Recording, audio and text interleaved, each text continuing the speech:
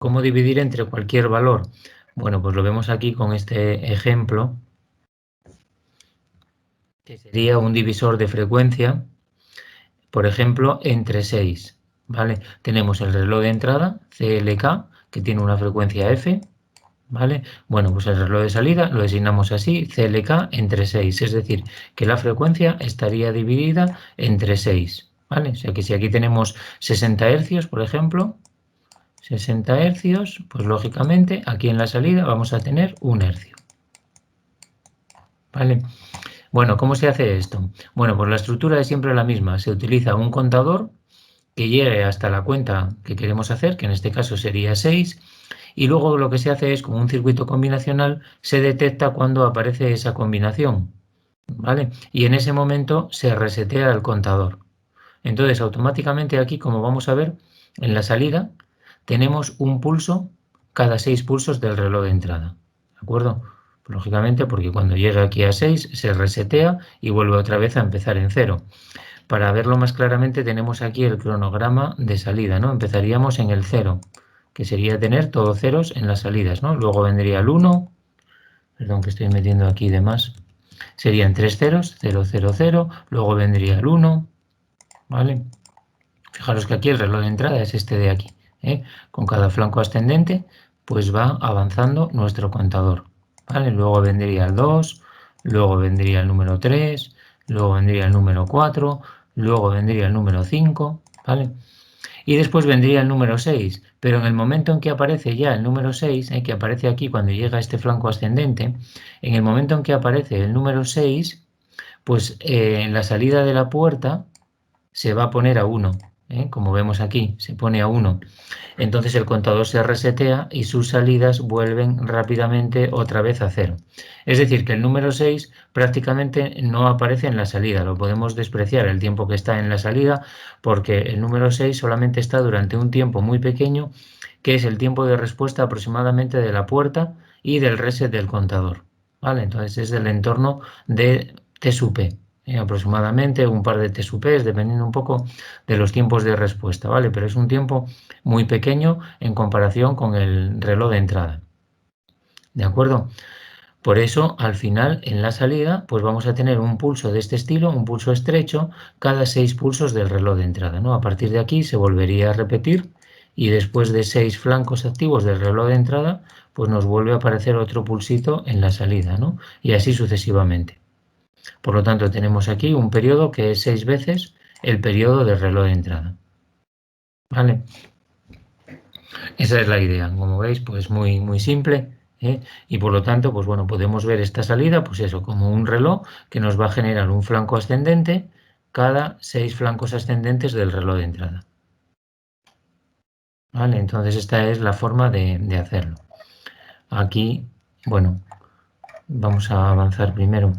Tenemos un ejemplo de simulación de este circuito, utilizando este contador, el 4510, tiene precarga y tal. Bueno, la precarga se pone a 0, como veis el acarreo aquí de entrada también se pone a 0 porque no se está utilizando, la señal de ascendente-descendente se pone a 5 voltios para que encuentre modo ascendente, aquí se le mete un reloj de entrada, como veis aquí, que es de frecuencia 100 kHz, 10 microsegundos de periodo, 2 microsegundos de tiempo on, como ya habíamos visto en algún ejemplo. Bueno, pues introduce aquí en CLK, la señal de preset se le da un pulso al principio para que la salida se ponga a 0 y luego aquí, como veis, se detecta cuando llega el número 6, que sería cuando aquí tenemos 0, 1, 1 y 0. Fijaros que aquí no hay Q0, se va desde la Q1 hasta la Q4, es como lo denomina el fabricante. Entonces, cuando tenemos el número 6, se hace el reset, ¿vale? Entonces, como veis, se utiliza de forma independiente el reset para detectar el fin de cuenta y el preset aquí se utiliza para poner a 0 al principio, ¿vale? Luego, automáticamente ya él continuaría generando la secuencia, ¿no? Desde el 0 hasta el 6, ¿vale? Entonces, como veis aquí, el preset se pone a 1 al principio, con lo cual las salidas se ponen a 0 y luego ya, a medida que va llegando pulsos, aquí tendríamos el primer pulso, ¿vale? Segundo, tercero, cuarto, quinto y al llegar al sexto, pues entonces se genera el pulso de salida. ¿Vale? Entonces, como veis, aquí tenemos un periodo que es 6 veces el periodo del reloj de entrada. ¿Vale? Fijaros en un detalle importante que es el siguiente. En los contadores normales, pues los más sencillos y los de menor coste son contadores que van a empezar en cero, ¿vale? Por lo tanto, siempre tenemos que tener en cuenta que estamos contando el cero, ¿vale? Por eso, si reseteamos en 6, estamos contando 6 pulsos, porque estamos incluyendo la cuenta del cero, ¿vale? Estaríamos contando el 0, el 1, el 2, el 3, el 4 y el 5 completos, ¿vale? El 6 lo despreciamos porque en el momento en que aparece 6 reseteamos, entonces ese tiempo es prácticamente despreciable y por lo tanto sería contar completos, ¿vale? Desde 0 hasta el 5 y volver otra vez al 0, ¿vale? El tiempo que aparece el 6 pues es despreciable, ¿eh? Realmente siempre hay un pequeño error, ¿vale? Eso tenemos que asumirlo. Lo que ocurre es que, pues eso, normalmente el reloj de entrada que vamos a dividir, pues va a tener una frecuencia mucho más alta que el pulsito, ¿no? O sea que ese pulsito es despreciable comparado con la frecuencia, es despreciable, perdón, comparado con el periodo de la señal de entrada, ¿vale? Pero bueno, claro, en todos los relojes, al final, como yo siempre digo, no hay reloj exacto. Todos los relojes, incluso los relojes atómicos, etcétera, tienen una pérdida que puede ser tan pequeña como un segundo por siglo o algo así, pero al final siempre hay un pequeño desvío. Yo siempre digo lo mismo, el único reloj exacto es el movimiento de los planetas, ¿no? Al final, es el movimiento de la Tierra alrededor del Sol, de los planetas, son los únicos que nos marcan realmente nuestro tiempo real. Bueno, y luego otro detalle importante es que como veis aquí, este pulsito, por tanto, es un pulso de muy pequeña duración, ¿no? Es un pulso del orden de T sub P, es decir, puede ser de 10, 20, 30 nanosegundos, o sea, tiempos muy pequeños. ¿Qué pasa con pulsos tan pequeños? Pues que se nos pueden deteriorar fácilmente, ¿no? Si aquí está nuestra salida del contador con un pequeño pulso y tenemos aquí nuestra pista de circuito impreso y luego esto va pues a lo mejor a otro contador, donde sea, pues claro, esto hay que tener cuidado porque al final una pista de este estilo pues va a tener una determinada inductancia, ¿vale? Va a tener también una determinada capacidad parásita con respecto a la pista de masa, ¿de acuerdo? Una pequeña resistencia serie. Podéis decir, bueno, es que esta inductancia es muy pequeña. Sí, va a ser una inductancia realmente de nanohenrios, resistencias de micro ohmios y cosas así, capacidades de picofaradios. Pero es que lo que le ocurre, si nos fijamos bien, es que un pulso de muy pequeña duración, si lo descomponemos en serie de Fourier, nos van a dar unas componentes de armónicos a muy alta frecuencia. Entonces, realmente una inductancia, aunque sea muy pequeña, a muy alta frecuencia, frecuencias de megahercios o cientos de megahercios, pues nos va a dar realmente una impedancia importante. Y eso al final, ¿qué es lo que hace? Que si aquí el pulso ideal que tendría que llegar es así, pues el pulso real a lo mejor nos queda algo así, ¿no? Si tenemos mucha inductancia, mucha resistencia relativamente, ¿no? Y capacidad, pues al final nos queda que el pulso se nos lo comen los elementos parásitos que tenemos por el medio, ¿vale? Entonces esto es un problema. Al hacerlo de esta manera, generamos pulsos muy débiles con muy poca energía y que pueden acabar perdiéndose por el camino. ¿Cómo arreglar este problema? Pues aquí tenéis un ejemplo de un circuito sencillo que permite, a partir de un pulso muy estrecho, generar un pulso ya de una anchura controlada, con más energía y que va a ser capaz de llegar más lejos, ¿vale? Entonces esto es también importante. Lógicamente este circuito tenemos que ponerlo muy cerca de la salida del contador, ¿vale? De esta salida de aquí, para no tener inductancias por el medio otra vez que nos puedan causar problemas. Entonces aquí idealmente vamos a tener nuestro pulsito, ¿vale? Bastante estabilizado. ¿De acuerdo? Entonces, ¿cómo funciona esto? Pues cuando tenemos el pulso aquí a 5 voltios, lo que hace es cargar a través del diodo, para no tener ningún retraso, el condensador. ¿vale? De forma muy rápida. Entonces veis aquí que la tensión en el condensador sube prácticamente instantáneamente, solo tiene la resistencia serie del diodo, que es muy pequeña, para limitar la corriente. Entonces se va a cargar muy rápidamente y se mantiene a la tensión de alimentación todo el tiempo que dura el pulso, ¿vale? Cuando ya el pulso se va, es como aplicar tensión cero aquí, ¿vale? En la entrada. ¿De acuerdo? Entonces el condensador que se había cargado de esta manera se va a descargar ahora de forma controlada a través de la resistencia. A través del diodo no puede porque está polarizado inversamente. Con lo cual la descarga del condensador ya es más controlada. Sigue una exponencial de este tipo, con lo cual podemos controlar el tiempo de descarga con la constante de tiempo RC, es decir, con el valor de la resistencia serie que pongamos. ¿Vale? Y claro, al ser esta constante de tiempo pues más grande, o sea que el tiempo que necesita es grande, pues claro, va a requerir un tiempo para pasar la tensión por debajo del valor que va a considerar el buffer como el valor de 0. ¿Vale? Por lo tanto, aquí se consideraría un valor 1 todo este tiempo. ¿Vale? Y luego sí, ya cuando pasa por debajo del valor que se considera un 0 en la entrada, pues entonces la salida pasa a 0 también. Pero como veis tenemos un pulso de una duración que podemos controlar por medio del valor de la resistencia y el condensador. ¿Vale? Entonces es un circuito que nos permite alargar esos pulsos.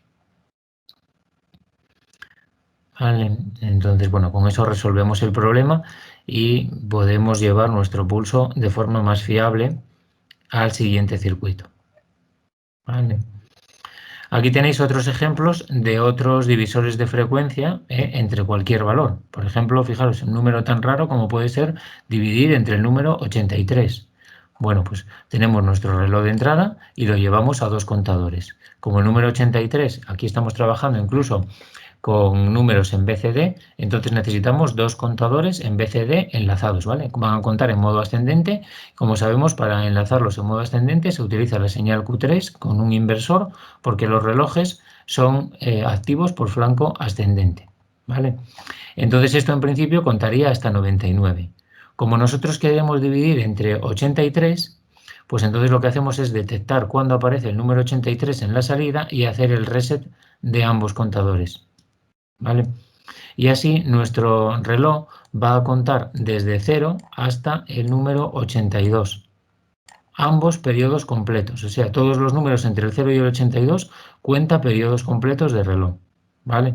Cuando llega al 83, ese ya no se cuenta completo, porque en el momento que llega el número 83, aquí aparece un 1, se resetea y vuelve otra vez al 0. ¿Vale? Y continuaría hasta el 82. ¿Vale? O sea que aquí, si tenemos un reloj del valor que sea, pues tenemos aquí el reloj dividido entre 83. ¿Vale? Bastante simple. Fijaros también en un detalle, y es que no hace falta detectar el número completo, sino que solamente tenemos que mirar cuando aquí Q3 se pone a 1 y cuando Q1 y Q0 se ponen a 3. Podríamos hacerlo de otra manera, podríamos detectar el número exactamente, ¿no? Entonces, si queremos detectar el número exactamente, llevaríamos a la puerta AND también esta señal con un inversor, esta otra con un inversor, esta otra también, ¿vale? Pero eso no hace falta, ¿por qué? Porque estas señales se pondrían a 1 cuando estamos por encima del 8 y por encima del 8 ya nunca vamos a pasar, ¿vale? Entonces no es necesario hacer, se suele decir, la decodificación completa de lo que sería la información que tenemos en este bus de 8 líneas, ¿vale? Porque no vamos a pasar nunca por encima del 8. Pues esta señal se pondría a 1 en el 81, por ejemplo, pero como ya estamos mirando cuando llega a 8, pues ya no hace falta mirar no hace falta mirar el número completo. Lo mismo aquí. Puede pasar del 3 y pasar al 4, al 5, pero nunca va a llegar al 8 en ese momento. Entonces, al final, entre los números que estamos mirando, entre el 0 y hasta el 82, y luego cuando llegue el 83, el único momento en que la señal Q3 de este contador se pone a 1 y de estos dos se ponen a 1, estas dos Q1 y Q0 se ponen a 1, es en el número 83. ¿Vale?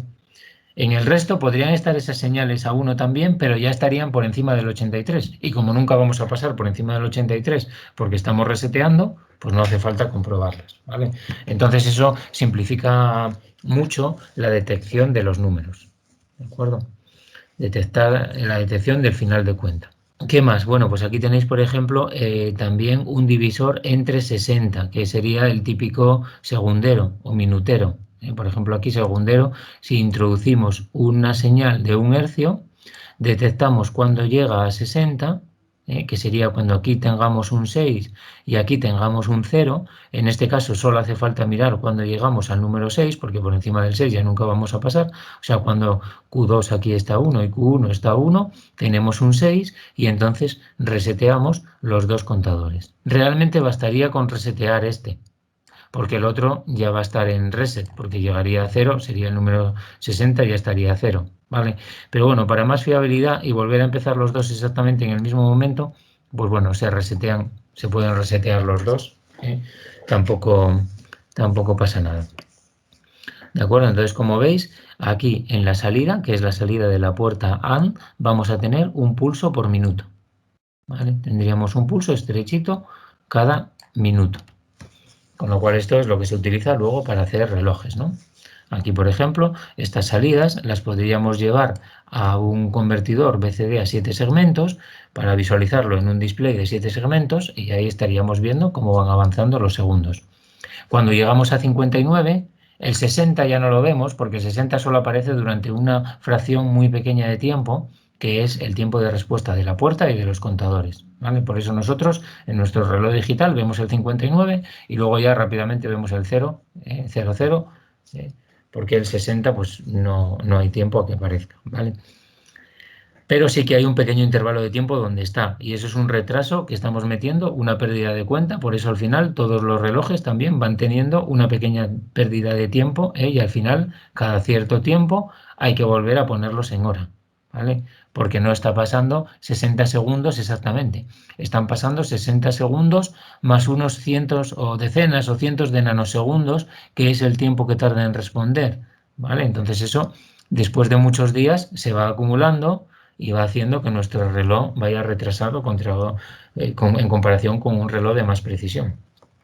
Bueno, pues entonces ahora cabe preguntarse si se puede multiplicar frecuencia. Ahora ya sabemos dividir frecuencia de cualquier valor.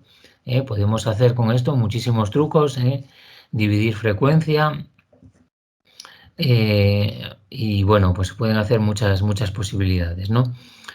Pero podemos multiplicar frecuencia. ¿Cómo hacer multiplicadores de frecuencia de forma digital? Porque seguramente habréis visto multiplicar frecuencia de forma analógica, circuitos que se utilizan mucho en comunicaciones.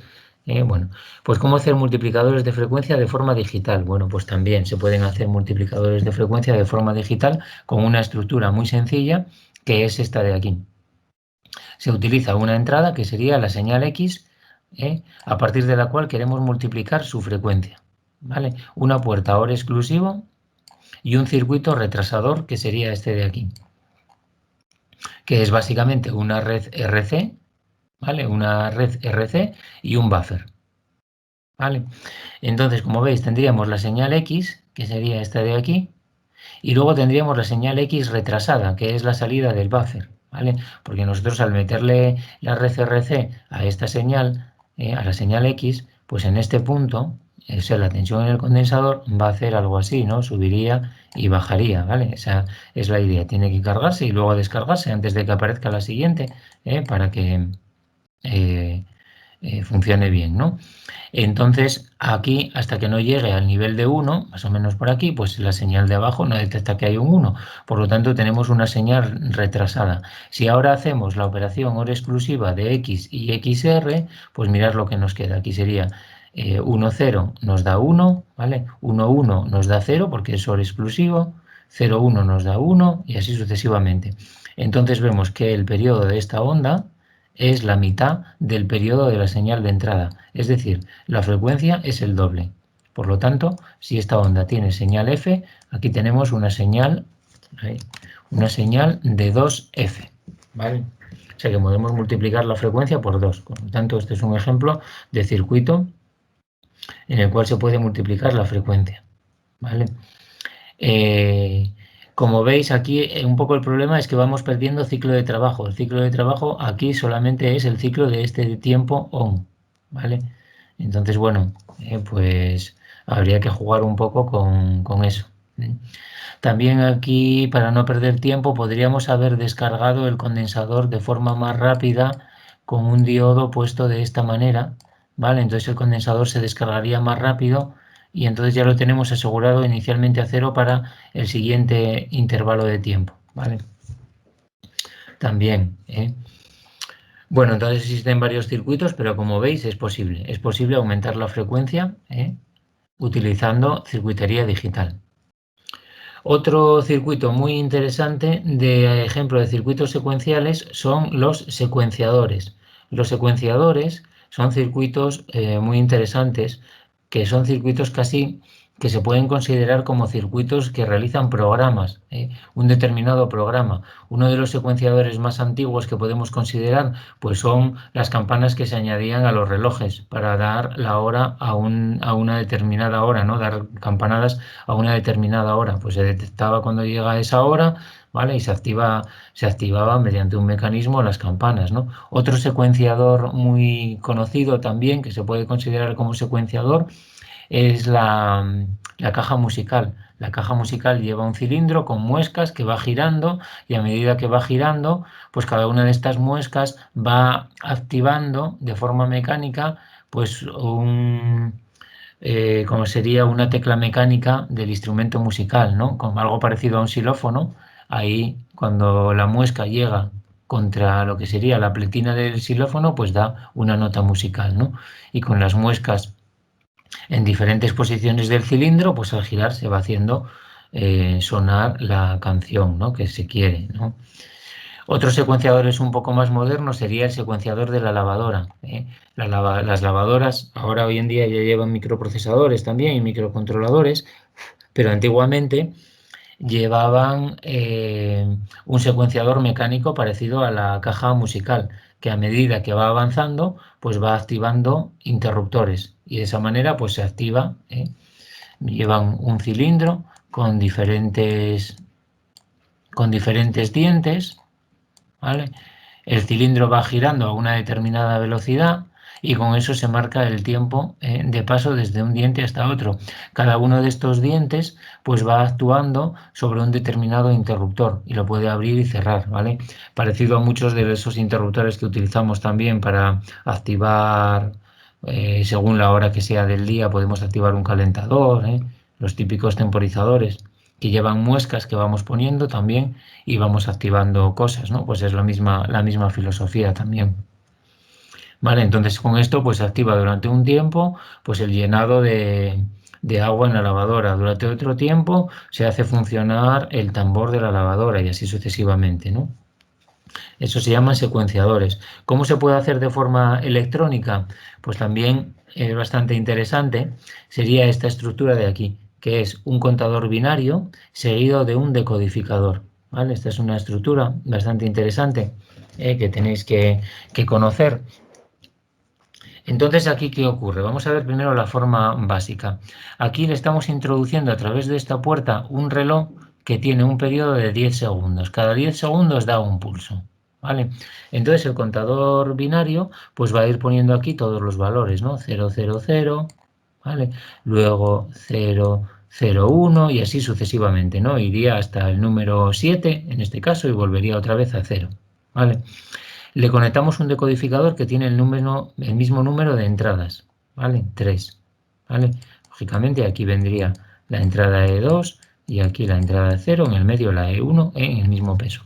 Entonces lo que va a ocurrir en este circuito es que cada una de estas salidas va a estar activada durante el periodo del reloj de entrada, durante 10 segundos, porque tenemos el número 0, va a estar 10 segundos y por lo tanto esta salida va a estar a 1 durante 10 segundos. Luego, cuando llega el siguiente pulso, en los 10 siguientes segundos, esta señal se pone a 1 y la anterior se pone a 0, todas las demás a 0 y así sucesivamente. ¿Vale? Entonces tenemos intervalos de 10 segundos para ir haciendo lo que nosotros queramos. Cada 10 segundos podemos hacer, si queremos, una cosa diferente. ¿Vale? tomando cada una de estas salidas. Pero incluso podemos hacer más, porque si utilizamos, por ejemplo, una puerta OR y llevamos 2 salidas, pues entonces podemos activar una señal durante 20 segundos y realizar una determinada secuencia. ¿Lo veis? Por ejemplo, aquí sería la mezcla del tinte con pintura, ¿vale? Que sería, durante 20 segundos hacemos el llenado de la pintura en un bote, ¿no? Activando una electroválvula. Entonces eso lleva 20 segundos. Pues unimos las 2 señales y 0 y 1 con una puerta OR. Y esto estaría activado durante 20 segundos. Luego, durante 30 segundos, calentamos la pintura. Por ejemplo, durante 30 segundos, pues con 3 señales aquí, las I2, I3 y 4, pues tendríamos aquí una señal que estaría a 30 segundos, ¿no? O sea, la primera señal sería esta, que estaría 20 segundos activada. Luego llegaría a calentar y estaría 30 segundos activado, ¿vale? Luego se le añade el tinte. Bueno, pues se activa una electroválvula durante 10 segundos, ¿vale?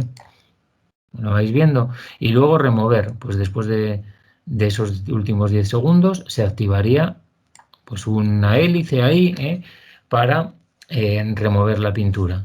¿De acuerdo? Veis un poco cómo se va realizando la secuencia y cómo podemos controlar los tiempos de cada acción. ¿Vale? Y luego ya para finalizar, pues cuando esta señal tendería a ponerse a 1 durante 10 segundos, pero este flanco ascendente se utiliza en un biestable JK que está programado en modo reset, J es el set y K el reset, ¿vale? Para que cuando aquí llegue el flanco ascendente, pues la señal Q se ponga a 0, ¿vale? Y entonces ya la puerta AND impide el paso del reloj, ¿no? Queda bloqueado aquí, quedaría a 0 la salida y por lo tanto ya queda el circuito parado. ¿Hasta cuándo? Hasta que con un pulsador le demos aquí un pulso de inicio. Cuando damos el pulso de inicio, volvemos a activar el reloj, damos un set aquí en el biestable JK y reseteamos también el contador para asegurar que esté reseteado desde el principio. Y a partir de ahí volvería a hacerse otra vez toda la secuencia. ¿Vale? Entonces, bueno, son circuitos muy interesantes que permiten también hacer, pues eso, secuencias en muchas aplicaciones. Pues otro ejemplo es la cafetera que tenemos en los pasillos, la cafetera automática. Cuando pulsamos, pues primero tiene que echar el azúcar, luego echa la leche durante otro tiempo, luego echa el café, ¿vale? Luego lo remueve, ¿de acuerdo? Y luego ya pues lo sirve, ¿vale? Entonces hay que hacer una serie de acciones en secuencia. Pues se puede programar de forma muy sencilla con este tipo de circuitos sin tener ni siquiera que utilizar un sistema microprocesador. Bueno, pues nos quedarían a continuación por ver los temporizadores. Los temporizadores, pues todos los conocemos, los estamos utilizando todos los días. El más conocido, pues el del microondas y el del horno. En el microondas pulsamos y ponemos 30 segundos y a partir de ahí, pues él va a funcionar durante 30 segundos. A partir de los 30 segundos se para de forma automática, ¿vale? Es decir, que un temporizador básicamente, ¿qué es lo que tiene que hacer? Vamos a ver primero lo que tiene que hacer un temporizador. Pues es tener una salida Q que se va a poner a nivel alto durante un determinado número de segundos. ¿De acuerdo? Para activar, pues por ejemplo, el microondas. N podría ser 30 segundos. ¿Vale? Puede ser también activo a nivel alto o a nivel bajo. Puede ser una señal que queramos que esté a nivel 0 durante 30 segundos y luego vuelva a 1. ¿Vale? Dependiendo de cómo sea el sistema que vamos a activar. Por eso podemos tener la salida o la salida invertida. Bueno, ¿cómo se hace el temporizador? Pues básicamente se utiliza un contador que va a funcionar como divisor al final. Es un divisor que divide entre n los pulsos que le llegan de la entrada. Aquí estamos hablando, por ejemplo, de segundos, ¿no? Entonces tenemos un reloj en hercios que nos va a ir dando un pulso por segundo. ¿Vale? Eso se deja pasar por medio de una puerta AND, teniendo aquí un 1 inicialmente. Luego vemos esta circuitería. Entonces, le van a ir llegando pulsos al divisor. Y el divisor, pues ya sabemos que al final, cuando llega el valor n, va a generar aquí un pulsito, ¿de acuerdo? Que tiene un flanco ascendente. Entonces siempre lo mejor es utilizar el flanco, por lo que decimos siempre de que el pulso, como es un pulso muy estrecho, es mejor trabajar por flanco y detectar el flanco ascendente en un biestable de tipo JK.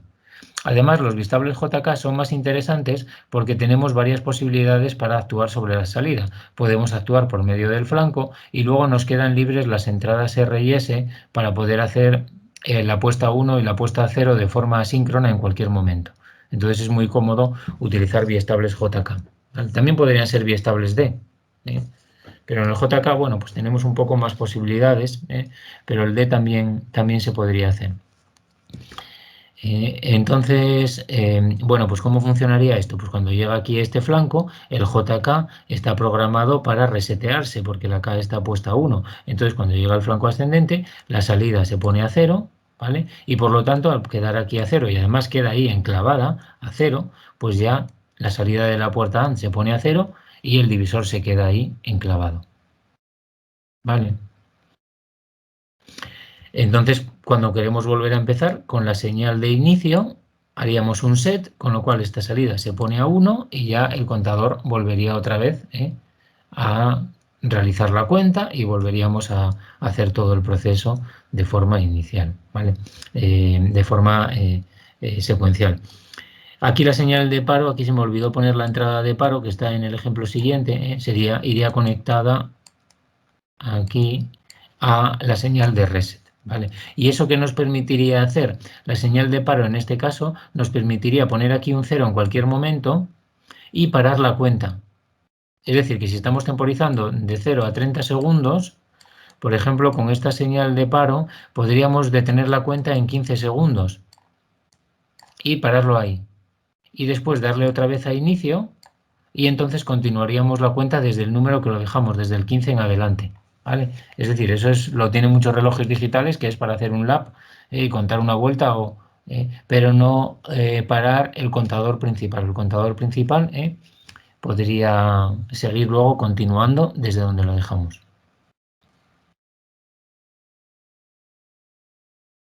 Vale, aquí tenéis ya un ejemplo más concreto que sería el temporizador de microondas de 30 segundos. ¿Vale? Le damos aquí un pulso con el pulsador de inicio. Entonces la salida se pone a 1. ¿Vale? Con lo cual el reloj ya puede pasar. Van pasando pulsos de un periodo de un segundo. Con lo cual el contador va contando hacia arriba. Aquí se detecta con la combinación 1-1 cuando llegamos aquí al número 3, que aquí estaría en el 0 ya de forma automática, porque al ponerse aquí a 1 sería el número 30. Entonces esto nos genera aquí un pulso que a través de la puerta OR genera este pulsito y por lo tanto ya el contador se resetea, ya se va a poner a 0. Y además este pulsito viene por aquí y el flanco ascendente del pulso resetea el biestable, con lo cual la salida se pone a 0, con lo cual dejan de entrar pulsos y el contador ya está reseteado, queda a 0 y la salida se puso a 0. La salida estuvo a 1 durante 30 segundos. Cuando queremos volver a continuar, si se ha hecho el recorrido completo, le podemos dar aquí a inicio y entonces volvería a empezar otra vez. Si le damos a paro, entonces ¿qué ocurriría? Que podríamos poner aquí un 0 en cualquier momento y parar en 15 segundos. ¿Vale? Entonces, si le damos a esta señal de inicio, continuaría desde donde lo dejamos, porque vuelve a activar la puerta AND y continuaría 16, 17, hasta 30. ¿Vale? Pero si después de estar en 15 queremos empezar desde 0, pues entonces podemos dar un pulso aquí en reinicio. Y esto haría el mismo efecto que llegar al final. Resetearía tanto el contador como el biestable y pararía. Así que la próxima vez que le demos a inicio, volvería a empezar desde 0. ¿Vale? Entonces se tienen un poco todas las posibilidades. Hay una forma de hacer temporizadores más sencillos si no queremos tener todas las posibilidades, esa posibilidad de parar en cualquier valor intermedio y volver a continuar a partir de ese valor. Eso se hace introduciendo esta puerta AND, pero en muchos casos eso no lo necesitamos. Entonces se puede utilizar esta otra estructura, que es directamente llevar la salida del biestable JK a la entrada de reset. ¿Vale? Entonces, bueno, pues funciona de forma sencilla y no tenemos la posibilidad de interrumpir la cuenta en cualquier momento, ¿no? En el momento que aquí damos un pulso de set, pues la salida se pone a 1, ¿de acuerdo? Con lo cual, al tener aquí un 1, el divisor, este contador no está reseteado, ¿vale?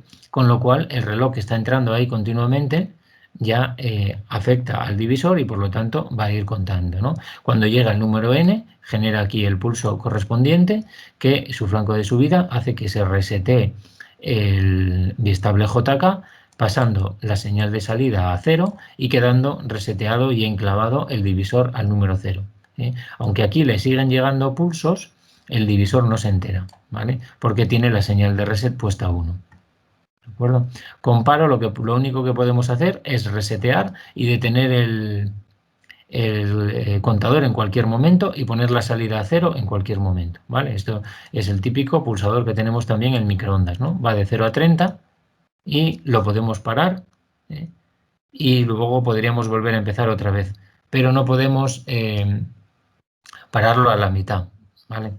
En el caso del microondas no suele haber esa opción. Aunque si abres la puerta, en mi microondas, si abro la puerta, para donde está y luego al volver a cerrarla volvería a pulsar y continuaría, ¿vale? Entonces, bueno, hay muchas posibilidades para hacerlo. Y aquí tenéis un ejemplo exacto también de 30 segundos sin bloqueo del reloj de entrada, ¿no? O sea, simplemente temporizaría siempre desde 0 hasta 30, pues con la misma estructura que está arriba. Vale, ¿preguntas? Bueno, pues vamos a seguir viendo más aplicaciones de los circuitos secuenciales. Tenemos los registros de desplazamiento, son muy importantes también. Los estamos utilizando todos los días. Los registros aunque no nos damos cuenta, ¿no? Por ejemplo, usando el móvil o los ordenadores. Los registros de desplazamiento básicamente son, vamos a ver un poco cómo es. Bueno, perdón. Aquí había un ejemplo de simulación de ese temporizador. ¿Vale? El temporizador de 30 segundos exactamente. Bueno, le echáis un vistazo. Básicamente son los dos contadores 45-10 encadenados, mirando cuando se llega a 30 en la salida y actuando sobre un biestable. O sea, exactamente la estructura que hemos visto. Se tiene aquí los pulsos de reloj, aquí un inicio para hacer el preset, empezar desde 0 con los dos, y luego el reset que viene con la salida del biestable, ¿vale? Entonces, bueno, podéis comprobar en la simulación que la salida se pone a 1, porque inicialmente se le da aquí el pulso de inicio, ¿vale? En la entrada de preset, con lo cual la salida, aquí, bueno, hay que tener un poco en cuenta los niveles para activar las señales, ¿no? El reset, por ejemplo, aquí es activo por nivel alto, pues entonces se utiliza la salida Q-negada, para que esté reseteado al principio. Se le da un pulso y está reseteado al principio, ¿no? Y empieza desde 0. Luego ya, a partir de ahí, empezaría la cuenta, ¿no? La salida va a estar a 1 y entonces después de 30 pulsos, pues la salida pasa a 0. ¿Vale? Bueno, como veis, pues con el simulador podemos comprobar todos estos circuitos de forma sencilla. Bueno, continuando con los registros de desplazamiento. ¿Qué es el registro de desplazamiento? Pues básicamente es una cadena de biestables D enlazados, ¿vale? Se suelen utilizar biestables D porque es muy fácil enlazarlos. La salida de un biestable va a la entrada del siguiente, ¿vale? Y quedan todos así encadenados. La señal de reloj, como veis, entra en todos simultáneamente, porque esto es un circuito totalmente síncrono. En el momento que llega por aquí un flanco ascendente, todos los biestables cambian simultáneamente. Aquí fijaros que no hay retardos, no van encadenados. La información sí que pasa de uno a otro, pero el reloj no, el reloj entra en todos simultáneamente. Entonces todas las salidas tardan el mismo tiempo en responder desde que llega el flanco de reloj, ¿vale? La ventaja que tiene esto es que la información va a ir pasando de uno a otro, por eso se llaman registros de desplazamiento. Si yo aquí, por ejemplo, tenía un 0, y esta señal antes estaba a 1, esta, por ejemplo, antes podría estar a 0, esta podría estar a 1 y esta podría estar a 1, pues cuando le damos aquí un flanco de reloj, este 0 pasaría aquí, ¿vale? Este 1 pasaría a la salida, el 0 que había aquí pasa aquí, ¿vale? Entonces se va desplazando la información, ¿de acuerdo? Entonces estos registros son muy útiles porque tienen muchas posibilidades, muchas aplicaciones. Por ejemplo, se puede utilizar como una pequeña memoria. Todos los sistemas microprocesador, los chips, llevan dentro memorias que se llaman registros, que son memorias muy pequeñas, por ejemplo de 8 bits, y que nos permiten almacenar números desde el 0 hasta el 255 o caracteres ASCII, lo que queramos que represente nuestra combinación de 8 bits, ¿vale? Entonces, pues tienen estas aplicaciones que se indican aquí. Se pueden usar como memorias de acceso rápido en circuitos microprocesador que están dentro del propio chip, son lo que se llaman los registros, ¿vale? También se utilizan en realizaciones de conversión de información serie a paralelo y paralelo serie, como vamos a ver ahora. También en contadores especiales, que se llaman contadores en anillo, pues pueden ir haciendo una determinada secuencia y en la cuenta, en la salida, en todas las salidas podemos ir viendo cómo van cambiando y hacer secuencias pues concretas. Y también para realizar operaciones sencillas de multiplicación y división, lo vamos a ver también ahora. ¿Vale? Entonces muchas veces los registros, ya para no tener que representar todos los valores, o sea, todas las entradas, salidas, muchas veces los registros de desplazamiento y los registros en general se representan de esta manera, ¿no? Con un diagrama, como veis aquí, con 4 bloques, 4 cajas, donde cada uno representa un bit, que es el estado de cada biestable. Los biestables, como veis, se pueden inicializar a cualquier valor por medio de las señales R y S. En cualquier momento podemos poner la salida, sin tener en cuenta la señal de reloj, la salida de cada biestable al valor que queramos, y eso nos permite escribir información en los biestables, ¿vale? Luego, a medida que le vamos dando pulsos, pues la información se desplaza hacia la salida, ¿vale? Va entrando por la entrada y se va desplazando hacia la salida de cada uno. ¿De acuerdo? Lógicamente, el último bit se pierde. Si aquí había un 1, bueno, pues en este caso este pasa a ser un 1, pero luego cuando llegue el 0, cuando al final este pasaría a ser 0 cuando le llega el de la izquierda y la salida llega a 0, pues el último bit lógicamente se pierde, ¿vale?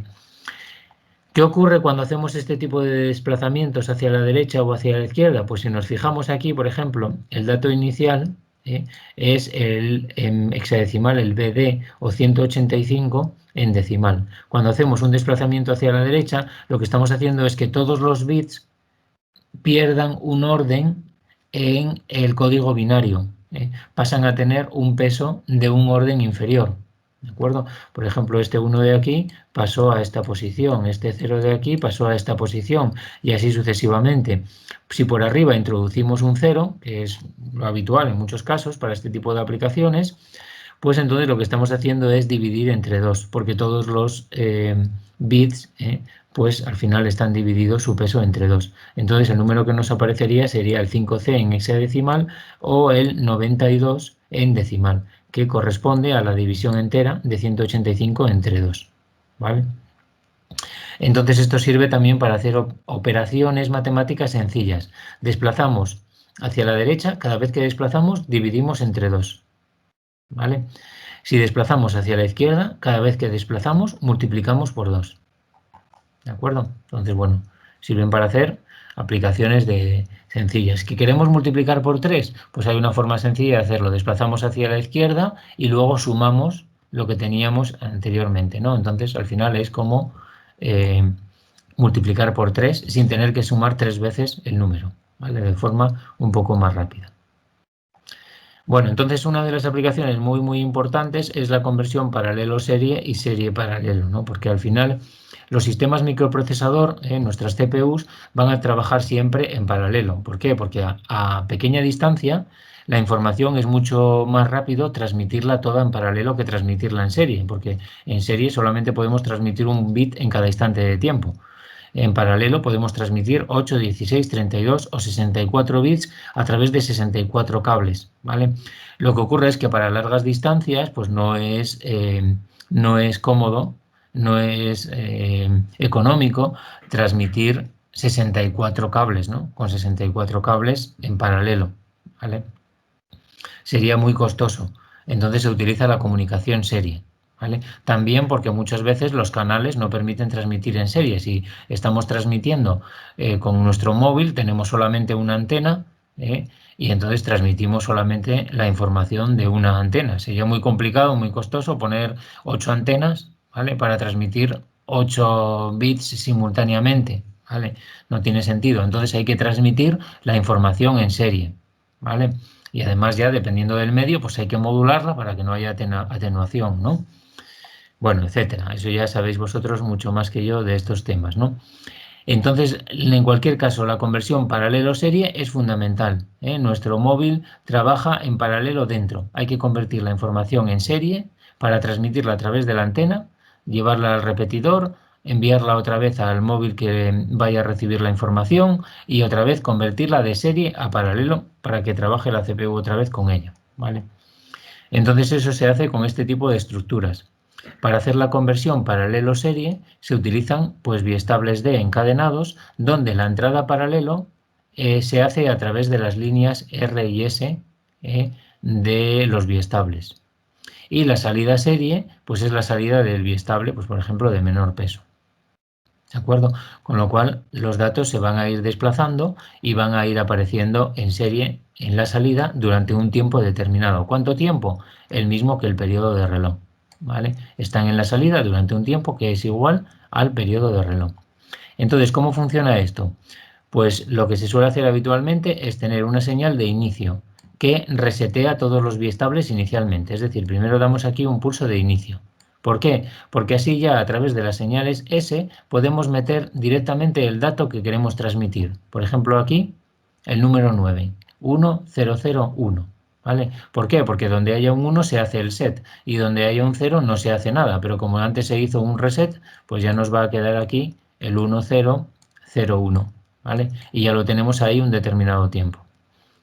A continuación llega el flanco de reloj, con lo cual pasaría este 0 a la salida. Y este 0 ya se prepara para el siguiente y el 1 para el siguiente. Y así sucesivamente vamos teniendo la información en la salida de forma serie. Es decir, un dato durante cada periodo de reloj. ¿Vale? Aquí está hecho solamente con 4 bits, pero bueno, lo habitual es trabajar por lo menos con 8 bits. ¿De acuerdo? Y de forma similar se hace la conversión serie paralelo, pero ahora como os podéis imaginar la entrada de datos serie entra al biestable de mayor peso, ¿de acuerdo? Y de esa forma va a ir pasando de cada uno al siguiente y después de 4 flancos de reloj pues ya tenemos todos los biestables cargados con la información que viene del anterior. ¿Vale? Si queremos volver a convertir esta información, pues aquí aparecería el bit 1, ¿no? Pues este 1 aparecería aquí durante un tiempo. Entonces llega un flanco de reloj. Aquí normalmente los flancos de reloj están sincronizados para que aparezcan en el punto medio de los bits, ¿vale? O sea que se retrasa un poco el reloj para leer en este punto medio porque es un poco, lógicamente, el más fiable, donde la señal va a estar estabilizada lejos del flanco de bajada o del posible flanco de subida que podría haber habido aquí. Se suele leer en el punto medio. ¿Vale? Entonces este 1 pues pasaría a esta salida. Luego durante otro tiempo llegaría el 0. Entonces el 0 pasaría aquí y el 1 que ve aquí pues pasaría aquí. ¿Vale? Y así sucesivamente. Después de 4 pulsos pues nos aparece ya el número 9 en la salida. ¿Vale? Q3 es el de mayor peso y Q0 el de menor peso. ¿Vale? También muy circuitos pues eso, muy interesantes, ¿vale? Muy sencillos. En este caso, las señales de R y S no se utilizan porque viene la información ya desde la entrada, pero bueno, se pueden utilizar en cualquier momento para borrar los datos, poner a 0 o a 1 todas las salidas si queremos, ¿vale? Bueno, pues nada, vamos a seguir viendo más aplicaciones. Hay otras aplicaciones de los circuitos secuenciales son los conversores analógico-digital y digital, los digital analógico ya los habíamos visto, los analógico-digital, ¿vale? Entonces los vemos aquí también para que os familiaricéis un poco con estos circuitos que se utilizan mucho también en sistemas microprocesador y microcontrolador para poder interaccionar con el mundo real, ¿no? De hecho, ya habéis hecho un trabajo del conversor Sigma Delta, que, bueno, habéis visto que es un conversor de muy alta resolución, que sobre todo se utiliza para temas de comunicaciones, conversión de audio, etcétera, ¿no? Vamos a ver aquí otros conversores más sencillos, que serían el de simple rampa, doble rampa, otro basado en contador y conversor digital analógico, y de aproximaciones sucesivas. Este es muy importante, es uno de los que más se utiliza en la mayor parte de aplicaciones. ¿Vale? Y muchos más que podéis encontrar por ahí, muchas soluciones. Bueno, el de simple rampa. Primero vamos a ver lo que sería la base de por qué, de qué es lo que se hace en este tipo de conversor y por qué está basado en un circuito secuencial, que al final va a estar basado en un contador. ¿La idea cuál es? La idea es que nosotros una señal analógica directamente con circuitos digitales, pues lógicamente no la podemos medir.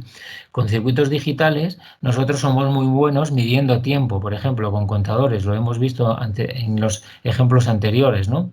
Somos muy buenos midiendo tiempo, podemos poner un contador, inicializarlo con un pulso de entrada y acabarlo con un pulso final, también en la entrada, y medimos el tiempo en ese intervalo. ¿Qué es lo que se hace? Pues con ayuda de un circuito analógico lo que hacemos es convertir nuestra variable analógica en un intervalo de tiempo que sea proporcional a esa variable analógica, y después con un contador medimos ese intervalo de tiempo. ¿De acuerdo? Entonces el resultado del contador va a ser proporcional, va a ser un número que es proporcional a ese intervalo de tiempo y por tanto proporcional a la señal analógica.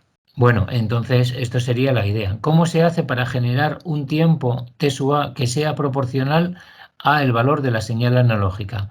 Pues por medio de un integrador. Muy sencillo, esto lo habréis visto en circuitos digitales, en circuitos analógicos, pues con un integrador nos permite integrar un valor de tensión constante y por lo tanto nos da una rampa. ¿Vale? Se utilizan, por tanto, un integrador y un comparador para ver cuándo hemos llegado al valor. ¿Cómo se hace esto realmente? Pues aquí se introduce la señal U sub A, que digamos que es equivalente a la señal analógica, ¿no? Pero nuestra señal analógica vamos a llamarla, por ejemplo, U sub A minúscula. Bueno, pues aquí normalmente se tiene un interruptor y con ese interruptor se carga un condensador, que es el condensador que se llama de retención de información o condensador de muestreo, ¿vale? Porque claro, nuestra señal analógica va a estar variando en el tiempo, ¿eh? Entonces tenemos que asegurarnos de que la señal analógica se mantenga constante durante todo el intervalo de tiempo en el cual vamos a hacer la conversión. ¿Por qué? Porque queremos medir la señal analógica en un instante determinado, ¿vale? En un instante determinado. Es decir, nuestra señal analógica esta aquí, que es U sub A, queremos medir su valor en este instante de tiempo, ¿vale? Que es el instante de tiempo de muestreo T sub 1, por ejemplo, ¿vale? Entonces, ¿qué hacemos? Pues lo que hacemos es mantener esta señal constante durante todo el tiempo que dura la conversión, ¿de acuerdo? Porque si no, pues nos podría dar problemas. Claro, si está variando ya estaríamos convirtiendo otra cosa. En los convertidores queremos asegurarnos de que lo que vamos a convertir es el valor que tenía la señal en ese instante de tiempo.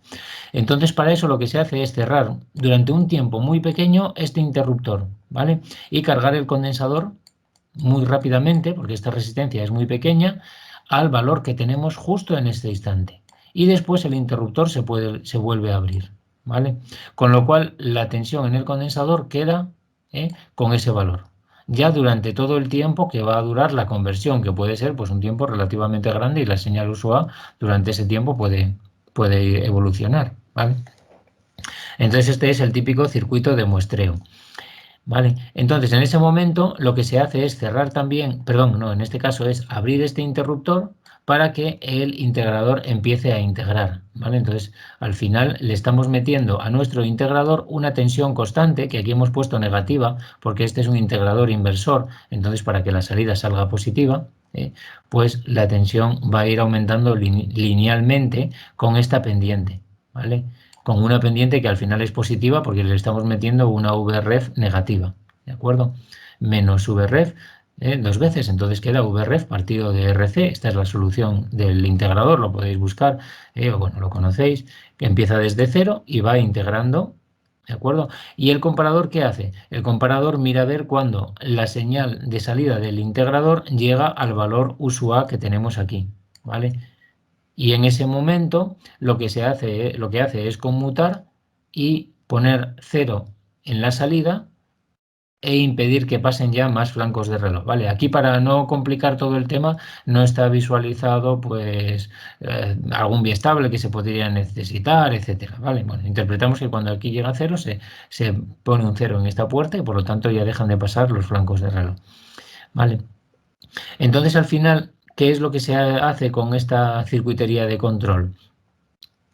Bueno, pues con esta circuitería de control lo que se está haciendo es que durante todo el tiempo T sub A, que va a ser proporcional a U sub A, porque como veis es esta rampa y esto es lineal, así que T sub A es proporcional a U sub A, estén pasando pulsos de reloj a nuestro contador, Entonces, al final, el número que muestra nuestro contador aquí en la salida es igual al número de pulsos, y el número de pulsos es proporcional al tiempo, y el tiempo es proporcional a U sub A, así que al final el número n va a ser proporcional a U sub A, ¿de acuerdo? Y es como se realiza la conversión analógica digital con este tipo de circuitos, ¿vale? Lógicamente se necesita un circuito de control que controle estas señales, pues para activar, abrir el interruptor S, también controla el circuito de muestreo, que no está visualizado aquí, ¿vale? Etcétera, ¿no? La señal de reset, del contador, bueno, pues un circuito que tampoco es demasiado complicado y que suele tener una señal de inicio de conversión, que es el pulso que daríamos aquí. En este momento daríamos aquí un pequeño pulso, ¿eh? Para iniciar la conversión, que es lo que cerraría también este interruptor de muestreo, ¿vale? Y luego quedaría otra vez abierto. Y entonces ya nuestro circuito quedaría esperando lo que se llama el fin de conversión, ¿vale? En inglés es muy habitual ver la señal EOC, End of Conversion, ¿vale? EOC. Cuando esta señal se pone a 1, significa que la conversión ha finalizado. Nos puede dar un pulso o puede ser incluso por nivel y ya se quedaría a 1 hasta que iniciemos la siguiente conversión. Y eso es lo que permite al usuario o al programador saber cuándo ya la conversión está finalizada y puede ya leer el dato en el registro correspondiente, ¿vale? No puede leerse antes de que nos llegue el final de conversión. Bueno, ¿cómo demostrar que T sub A es proporcional y cómo saber el valor que tenemos aquí n? Ya para acabar, pues es muy sencillo, porque el tiempo T sub A es simplemente la rampa desde 0 hasta U sub A, ¿vale? Con la pendiente que habíamos visto, VREF partido de RC, si despejamos T sub A, nos queda que es U sub A por RC partido de VREF. ¿Y n? ¿Cuánto vale n? Pues n va a ser la parte entera, porque claro, nosotros estamos discretizando pulsos, ¿no? Solo podemos contar números enteros, ¿vale? Entonces sería T sub A dividido entre el periodo del oscilador, eso nos daría un número de pulsos, que son los que nos caben en el tiempo T sub A. Nos quedamos con la parte entera porque solo podemos contar pulsos, ¿eh? Enteros, y por lo tanto nos saldría este valor, ¿no? La parte entera de este tiempo dividido por T del oscilador, pero que al final vemos que es proporcional a la tensión U sub A, ¿vale? El número que salga es proporcional, es decir, tenemos una relación proporcional, que es lo que se busca al final en todos los sensores, en todo este tipo de circuitos, que nuestro dato de salida sea proporcional, ¿vale? A U sub A. Aquí tenéis un ejemplo incluso que sería, bueno, pues queremos hacer que el tiempo A máximo de conversión sea de 100 microsegundos. ¿El tiempo A máximo cuándo aparece? Pues cuando metamos aquí el mayor valor posible de A.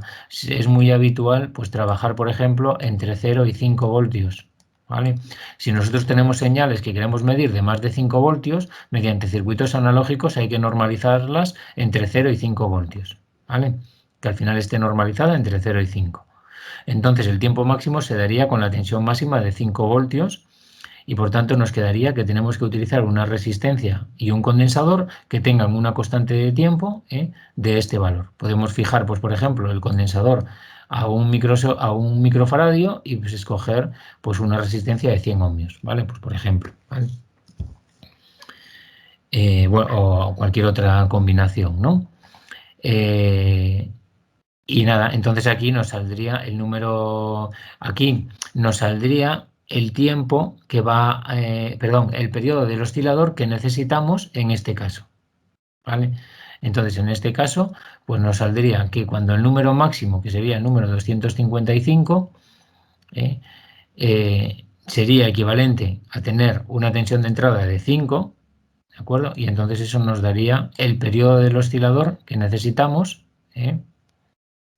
para tener este tiempo máximo de conversión, que sería de 2.55 MHz. O sea, fijaros que tenemos que trabajar con una frecuencia bastante alta para conseguir un tiempo de conversión que no es muy alto, 100 microsegundos sería el máximo que tenemos. Los valores más pequeños de tensión analógica por debajo de 5 voltios tardarían menos en convertirse, ¿vale? Pero como máximo tendríamos 100 microsegundos, lo cual es bastante alto, no es un periodo de muestreo muy pequeño, ¿vale? Pero bueno, siempre podemos subir aquí, trabajar a frecuencias más altas y tener periodos de muestreo mejores, ¿vale? Muchos micros pues trabajan con 20 MHz, 50 MHz, 60 MHz. Con eso se consiguen también frecuencias y tiempos de conversión más bajos.